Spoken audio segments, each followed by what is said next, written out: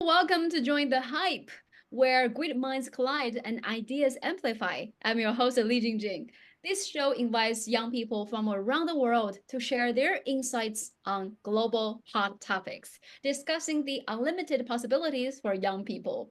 And today, I'm in France, and I invited two talented young people from France joining me in a discussion, and we will discuss how to break barriers and build bonds among the people in our countries. So without further ado, let's meet our guest today. So who do we start? Jenna, tell our viewers more about yourself. Okay, so hello, my name is Jana. I'm 21 years old. I study sociology in Paris, and currently I'm living in Dublin. I'm doing an exchange year in another university. And yeah, I got the chance to study Chinese for 3 years, Chinese Mandarin, in high school. So yeah, I'm happy to be here today. Thank you very much.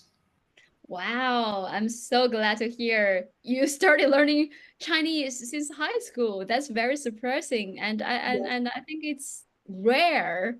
It's still rare among many young people in Europe. So thank you. Welcome to the show. And Thank our you. next guest is Clemens. Clemens, tell our viewers more about yourself.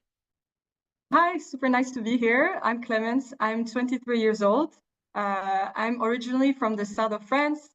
And when I was younger, I moved abroad in China, in Shanghai, where I lived there for 4 years, as well as 3 years in Singapore.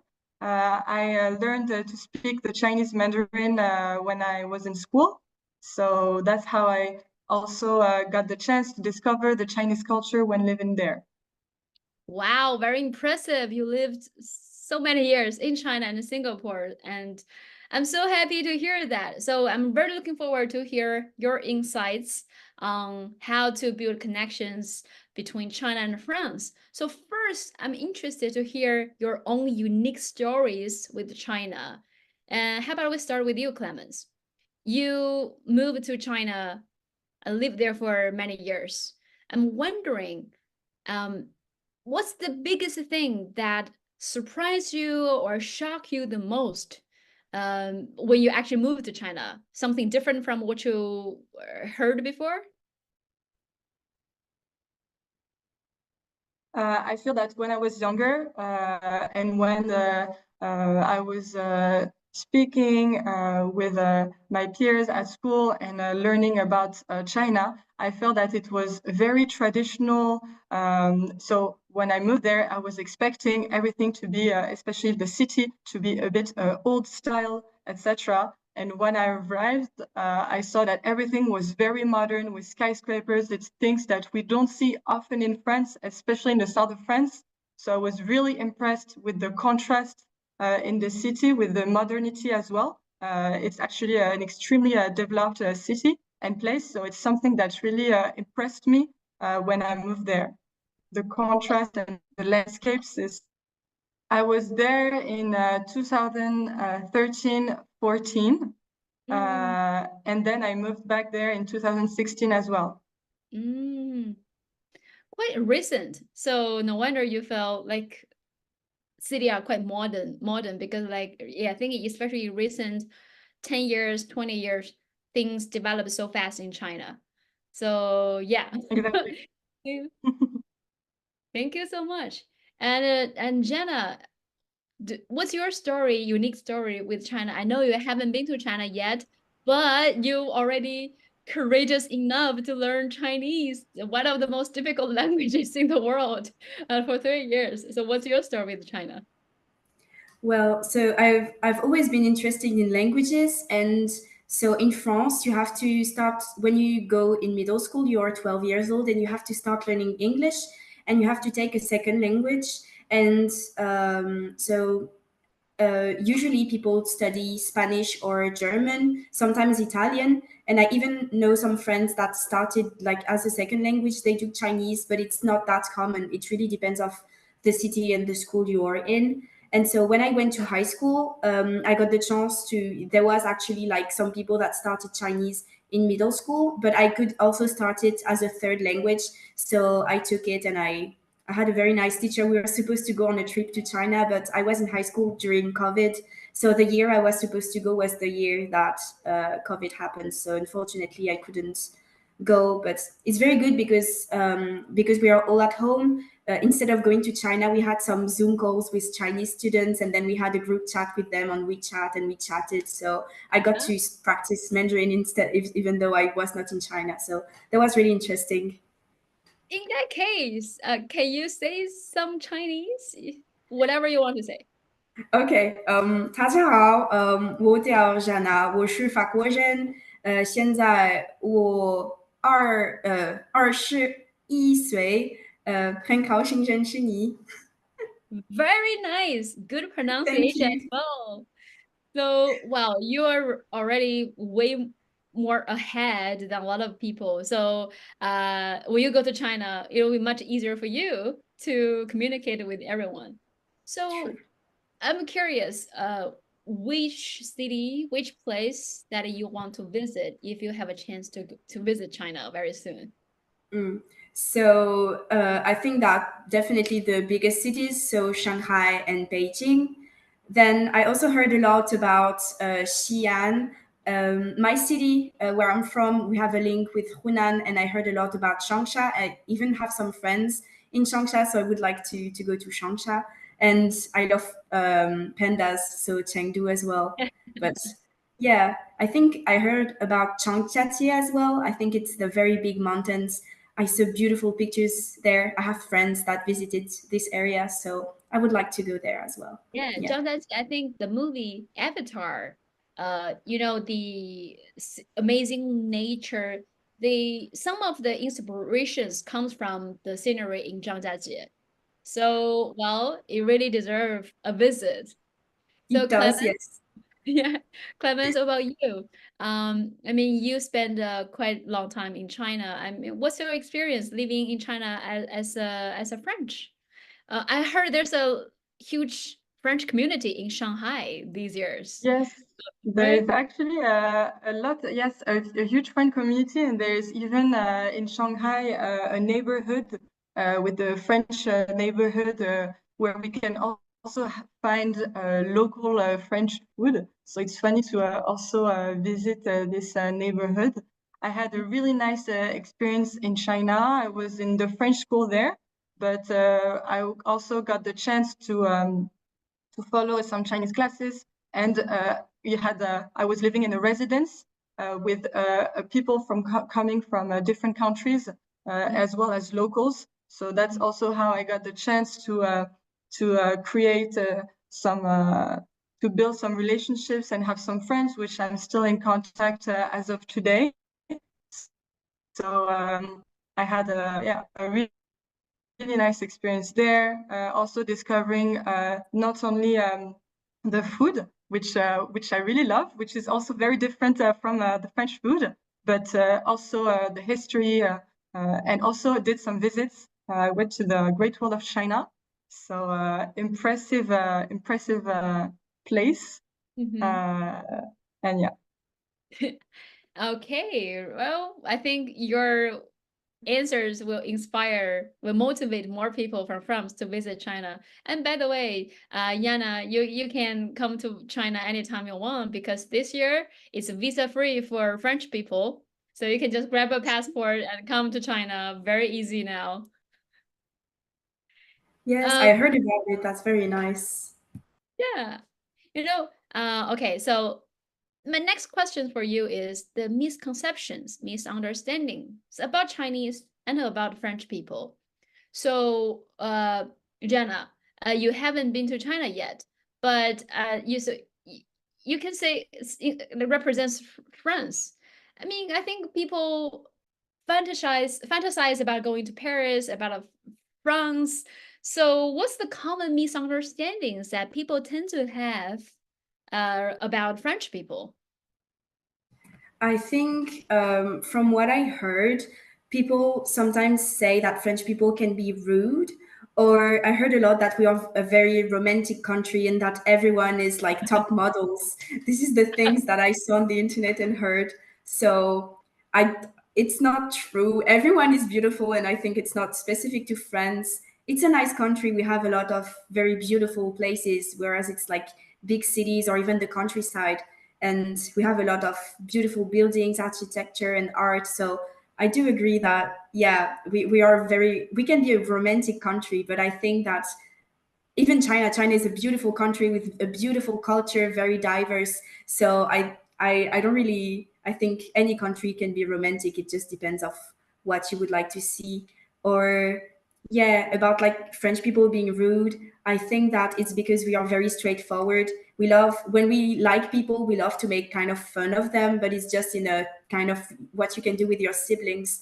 And some people can find this sometimes a bit rude, or we can be, yeah, we can say things a bit too straightforwardly, and it can turn out, it can hurt people sometimes. But I think that most of the time it was not intended. It's just cultural difference. But yes.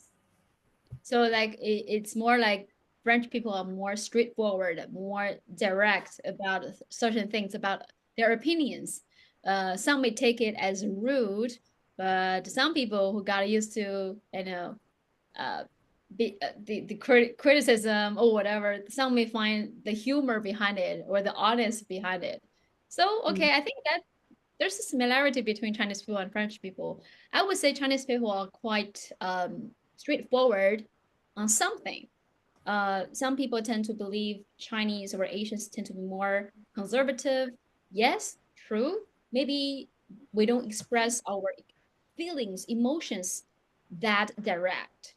For example, the love, the affections for some Chinese people don't really express that very straightforwardly. But about their opinions, sometimes they can be very straightforward. And a lot of stand-up comedians made fun that Chinese people just tell them, or you're fat, or the size of your clothes is so big. So some would take it as offensive, but maybe just because the grandpas are very direct. And Clemens, I'm just wondering, did you notice any misunderstandings that people tend to have about Chinese people or China in general? I think it's also, and I think it's linked to what Jana was saying about the proximity and the transparency. I feel that people at first tend to think that Chinese people may be a bit distant to communicate and to know exactly. Believe that it depends on the proximity and the relationship that you have with a Chinese friend. So I think the more you're building this trust and closer to that person, the more that person will be open and will be also super direct, like the French. So I think it's a question of trust and time as well. Okay. So also I'm curious, and because now more Chinese people want to visit France as well. If you can introduce um of either a city in France or the culture of France, what would you recommend to people in China, those who are interested in France? Jenna, maybe we'll start with you. Okay. I think maybe to discover one of the best side of French culture can be like Christmas. We really like Christmas in France. It's a very like family tradition. And the best Christmas market in France is in Strasbourg. I think it's Strasbourg. It's near Germany, and they have the best Christmas market in France. You have a lot of good food. We have a lot of good cheese, like hot wine. I don't know how to say it in English, but it's really good. So I think, yeah, coming around Christmas can be a very magical experience, because every city, even in the countryside, we love Christmas. So we have like Christmas lights all around. Maybe it's quite similar to the Chinese New Year, where you have a lot of celebration at that moment. So I think it's one of the best period to come. Maybe you will experience even snow. Sometimes it snows. It depends of the area you're in. But I think, yeah, Strasbourg, like the eastern part of France, it's a very beautiful city with beautiful buildings. So I would, instead of Paris, maybe I would recommend this city. It's still a big city, but it's smaller than Paris. So I think it Yeah. can be quite nice. Awesome. Thank you. Clemens, Yeah. what would you recommend to people in China? So I would definitely recommend to visit the south of France if you come to France, because often when we think of France, we think of Paris, but there's also some beautiful places in the countryside, and especially I think if you visit or it's very lively. You have a lot of bars, a lot of music events. So I would definitely recommend to visit these places if you come to France. Okay, thank you. And my last questions to you is, sometimes I think Chinese people, French people, we come from very different cultures, very different languages as well. And sometimes there are misunderstandings and a lack of understandings. So I'm wondering, as what you girls are doing great job, you like learning Chinese language, lived in China, and a lot of Chinese people are also learning French and visiting France. I mean, I'm wondering what's your take on how to boost the connections, how to boost the communications, what can we do to make our people understand each other much better? So Clemens, maybe we can start with you. I would definitely recommend to visit the country, go on an exchange, whether it is a language program or a student exchange. I feel that if you really want to discover a culture, you have to go to the country, visit, and make friends, because in the end, you may learn online with maybe the food or the history. But I think that when discovering a culture is making friends with locals. So I would recommend maybe to visit not only on holidays, but go there for a few months and definitely do some local activities. Yeah, very well said. I agree with you. Really, it's important just to and not just listen to what media say or just not just books, what the books say. You think to understand a group of people, to understand a place, you have to go there and see for yourself and interact with local people, interact with people from there and talk to them. Maybe you can understand much more, right? So Jana, what's your thought on this?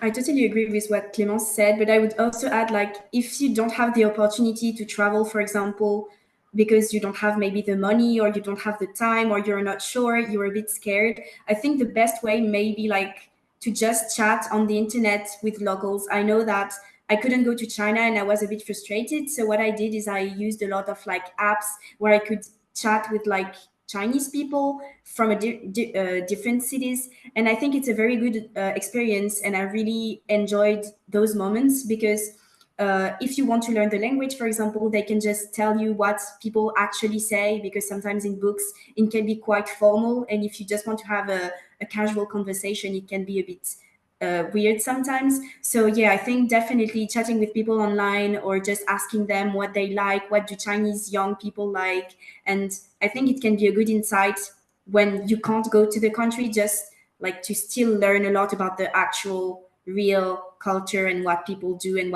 how people speak, I think. Yeah. Yeah, communicating with the Mm. people from there, that's important, because sometimes I find some people when they even even if they go to another country, they only interact with maybe their own people from their own countries, not really interacting with local people. And then no matter how long you live there, you won't understand that culture, that those people. So I mean, I think what you point out is really important. um and okay, so before we finish this discussion, I think I'm wondering whether you have anything to say to people in China and France. Okay, maybe Clemens, let's see how your internet goes.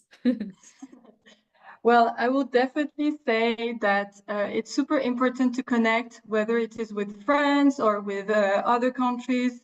I would really recommend to connect with people. And also, as Jana said, online, especially with social media, we have so much chance today to be able to connect easily with people. So connect online. Really recommend really stay open, have the courage to chat and reach out to people, because I feel everyone will be super welcoming and open to share thoughts on the different cultures. So yes. Thank you, Jenna. What's your thought? Yes, I think I would say something similar, like don't be scared. It can be very scary. Like actually right now I'm a French student abroad, so it can be sometimes scary to go and talk to people, and it can be quite intimidating, and it's easier to sometimes try to stay when you're abroad with people from your country. And I think it's very good. It makes you like people that already have been living here, they can give you tips to understand more the language or where to find food that you want. So it's very important to still meet with people that's from your country. But I think you have to sometimes try to kind of push yourself and don't be scared, because I think everyone would be very interested on learning more about Chinese culture, or just understanding more people. It's, I think, in our world, because we are all kind of connected, it's very globalized. I think it's very important to listen to other people and just to not be scared, and just everything will be okay. Like everyone would be very interested in learning about yourself. Yeah. Yes, thank you. I think the key message of what you shared is we all should stay open-minded and reaching out to people from different culture, different countries, and don't be afraid, stay connected, and then we can build bonds. And when we are talking, when we are communicating, probably all the barriers will be removed. So thank you, girls, so much for sharing your experience, your stories, your thoughts. I'm very looking forward to meeting both of you in China. So thank you. Thank you very very much. Yeah, thank you. Thank you everyone for watching. We will continue to invite more people joining the hype to share their insights on hot topics. So do stay tuned with the hype. And thank Jenna, Santa Clemens. So bye everyone. Thank you.